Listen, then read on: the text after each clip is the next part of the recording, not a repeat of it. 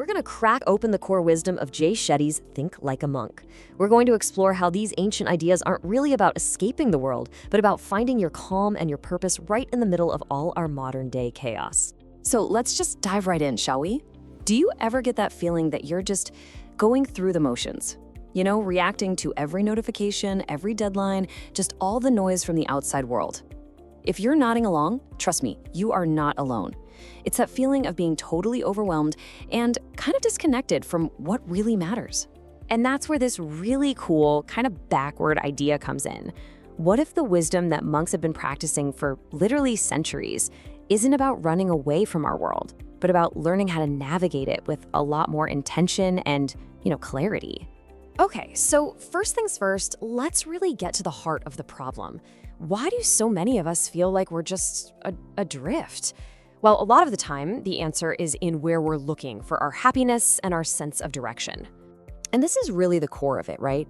The modern mind is constantly searching for validation on the outside. Likes on a post, a promotion at work, getting approval from others. The monk mind, though, it does the opposite.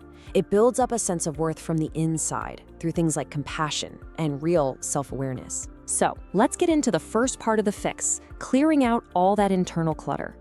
Because before we can build a life that actually means something, we have to figure out who we are underneath all that noise. Shetty's point is that we get so wrapped up in the roles we play, our job, our relationship status, what other people think of us, that we start to think those labels are us. We mistake the costume for the person wearing it. Think of it like this. On one side, you've got these temporary labels like your job title or the stuff you own. But on the other side, you have these timeless values that actually define who you are, your kindness, your passion, your integrity. And the whole point of thinking like a monk is to move your sense of self from that first list over to the second one. So the big question is, how do we actually do that? Well, it takes practice. And these are the essential tools. Meditation, that's your gym for the mind. It teaches you to watch your thoughts without getting tangled up in them. Reframing helps you spot the opportunity inside of a challenge. And actively practicing gratitude and compassion literally rewires your brain to focus on what you have instead of what you're missing. Okay, so once we start building up that inner strength, that solid foundation, then we can start looking outward. Let's explore how this new way of thinking totally changes how we show up in the world and how we find our own unique way to contribute. And this is where we get to this amazing concept called Dharma. Now, you might have heard the word, but the idea is actually pretty simple. It's not about some grand pre-written destiny. Nope.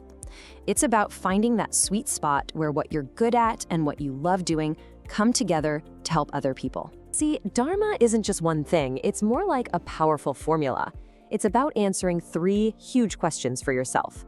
First, what are you naturally good at? Second, what are you deeply passionate about? And third, how can you use those things to be of service to the world? Your purpose, your Dharma, is right where those 3 answers overlap. And this just completely flips the script on what service means. When you're thinking like a monk, it's not some chore you have to do, it's just what naturally happens when you're living your purpose. And honestly, it becomes one of the deepest, most incredible sources of joy you can find.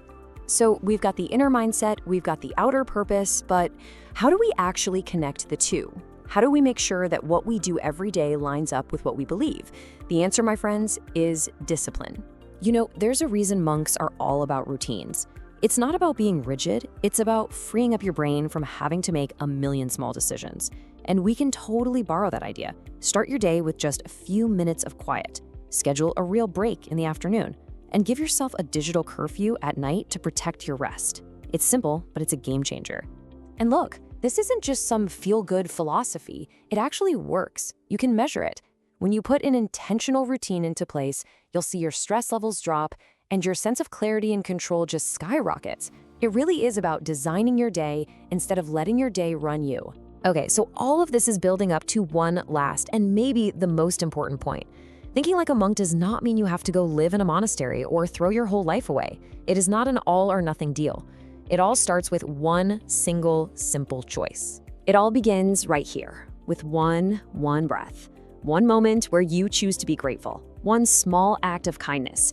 The biggest, most life-changing journeys are always built one tiny, intentional step at a time. So, I'm gonna leave you with a question, because this journey doesn't end with an answer. Just forget about trying to change your entire life overnight. What is the one small, intentional act you can commit to today? Because that single step, that's where the journey to thinking like a monk really, truly begins.